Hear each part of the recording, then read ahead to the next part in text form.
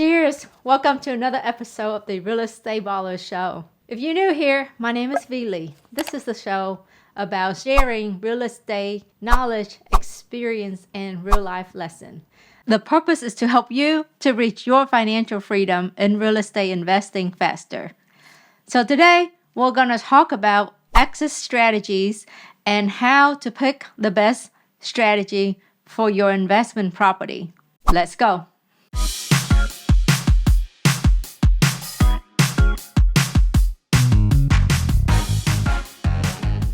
So let's talk about exit strategy. So what are exit strategies? First, we have assignment.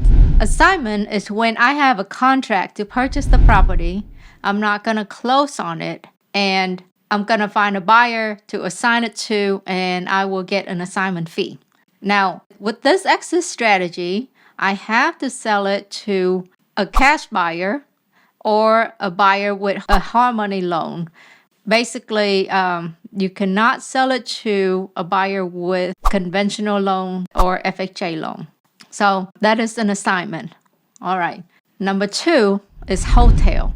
Now in hotel, I break it down into I close on the property and then I sell it as is. I don't touch it. I don't do anything. I sell it as is. And then the other way, I close on it and I do a quick cleanup and then I sell it as is. So with this exit strategy, I now can also sell it to owner-occupant. Okay, so I can sell it to investor and owner-occupant. I cannot sell it to owner-occupant that is going to finance the property with an FHA loan because they have a 90-day seasoning requirement. So that is hotel. Number 3 is a flip. Flip is when I close on the property and I'm going to rehab the property. And in this exit strategy, I break it down into 2 types, a light rehab and an extensive rehab. A light rehab is when I only have to do paint, carpet, and some other cleanup. And then an extensive rehab, in my definition, is when you got to do more. Replacing maybe foundation repair, maybe new roof, maybe new siding. You go further than just paint and carpet. That to me is an extensive rehab. With flipped, I have to close on the property first. I'm gonna have to get bid from contractor, get the scope of work lined up, kind of plan out how long I'm going to hold the property for. So my holding costs will be more. I got to put more money into the house.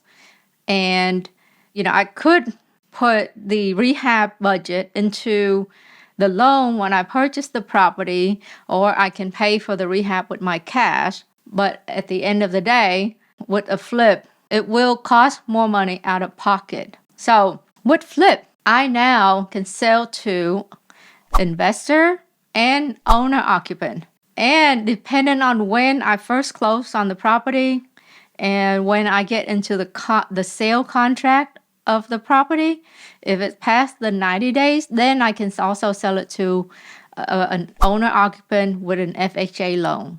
If I took longer than 90 days, it now opened me to everybody. There's really not much restrictions when who I can sell it to in a flip. The next exit strategy is a hold. So hold is when I buy the property and I'm going to keep it. For hold, there's 2 categories in hold. I can hold it for long-term rental and I can hold it for short-term rental. Okay? So most people would do a purchase and then they'll refi out once the rehab is completed and the property is rented. So number 1, I got to close on the property. I got to do the necessary rehab if needed to. If it's for short term, then I got to furnish it. If it's for long term, I don't have to furnish it. So for hold, obviously, I may not get any money from it today, but my strategy with hold is hopefully 3 years from now, 5 years from now, when the property appreciate, I can get more money. And maybe I'll refi and do a cash out, depending on where I buy the property at.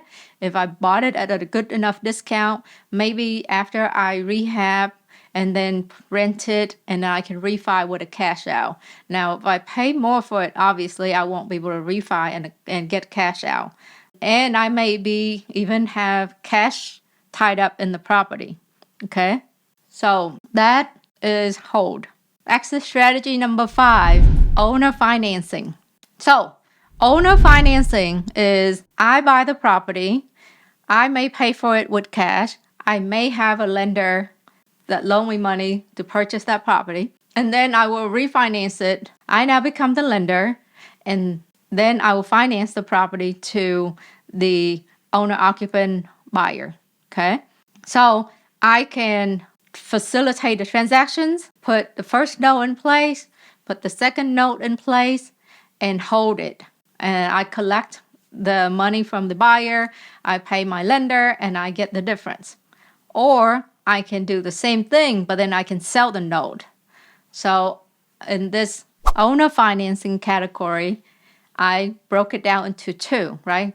You can originate the note and then hold the note, or you can originate the note and then sell the note.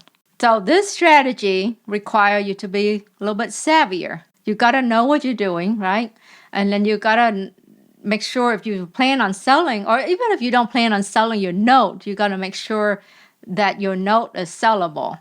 Like if you don't do it properly, you might not be able to sell your note. The last exit strategy, and I hope that none of you will ever use this exit strategy, is if you lose your property to foreclosure. So please don't exit the property this way. Don't let yourself get there. Make sure. Okay, so now that we know 6 exit strategy, you got assignment, you got hotel, you got flip, you got hold, got owner financing, and lose it to foreclosure. So those are the 6 exit strategies. Okay, so now that you know all the different exit strategies, how do you pick one that would work best? You ready?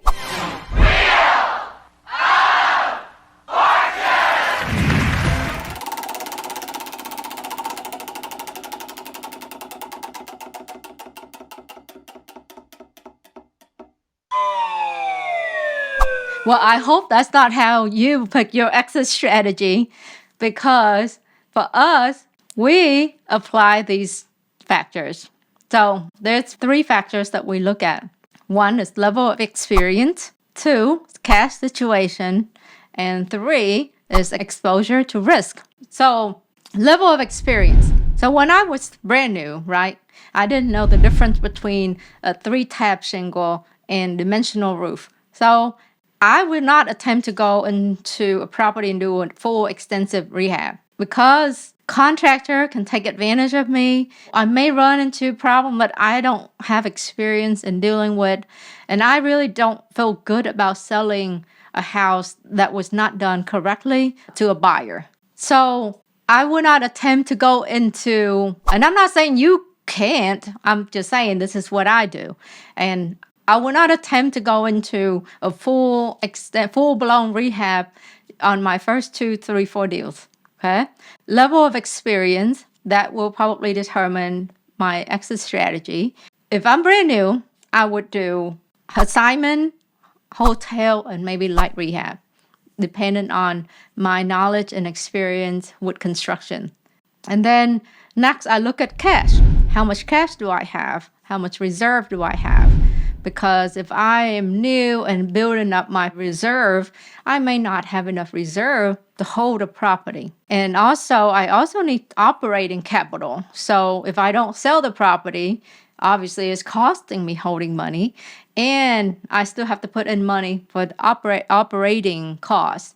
So I may choose to exit the property sooner rather than later. All right. Now, the next one is exposure to risk.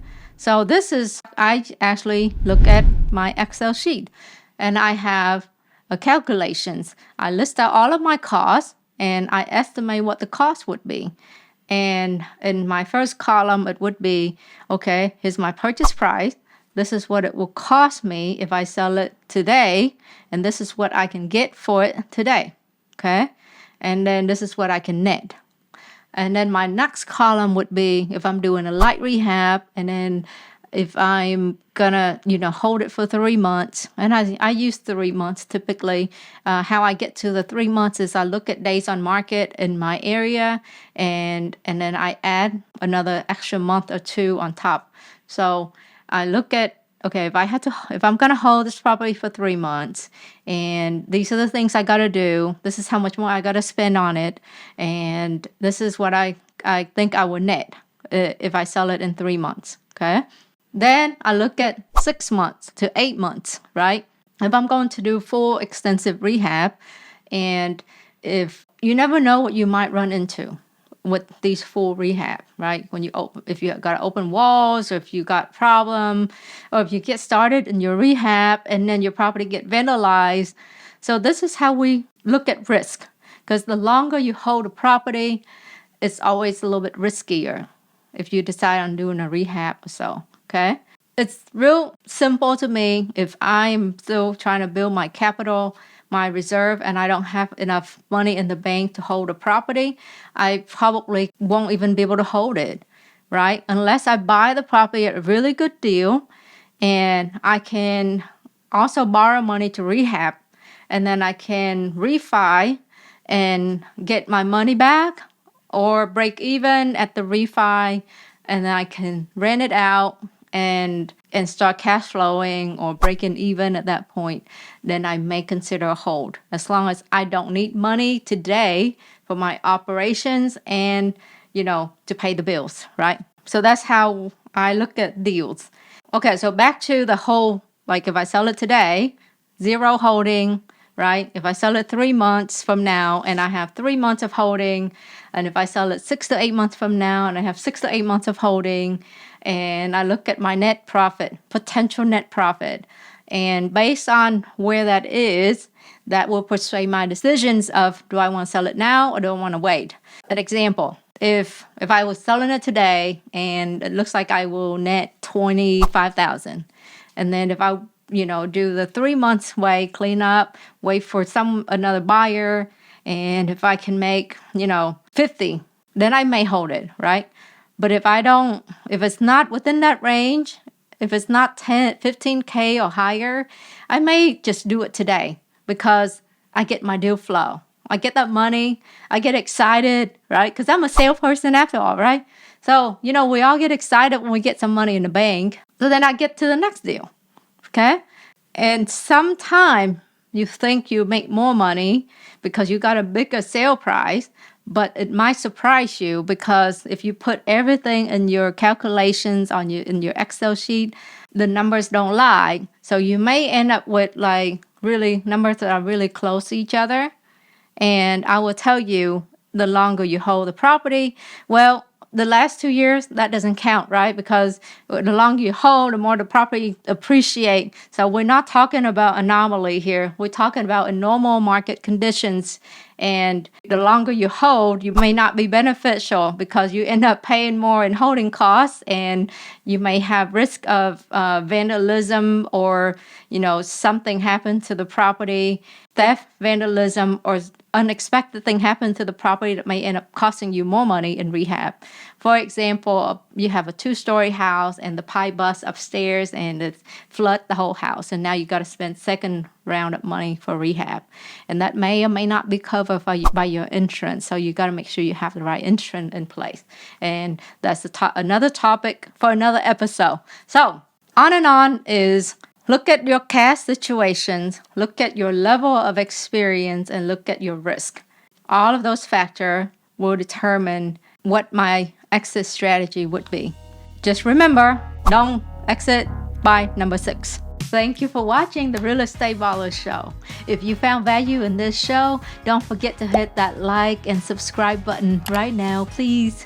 And also help us out by leaving a comment below to let YouTube know that you are watching this episode. Thank you so much, and see you in the next video.